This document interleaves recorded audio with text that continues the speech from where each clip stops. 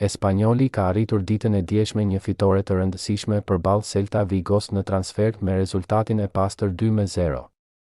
Një sfidë ku Marash Kumbulla bëri paraqitje të shkëlqyeshme. Mbrojtësi i kombëtares shqiptare luajti të gjithë takimin në transfert, ku arriti të kontribuojë të mbante portën e Espanyolit të paprekur.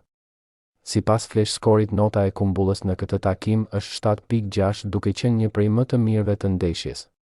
Bashkë me këtë të djeshme, kjo ishte paraqitja e 27 e Marash Kumbullës në La Liga me fanellën e klubit të Espanyolit, ku ka arritur të shënojë dhe 2 gola. Me 2 fitoret në 2 ndeshjet e fundit, Espanyoli është larguar nga zona e rënies nga kategoria, duke u renditur në vendin e 14 tashmë me 35 pikë. Espanyoli e sheh veten 6 pikë më shumë se Las Palmas, që është ekipi i tretë që aktualisht është në zonën e rënies.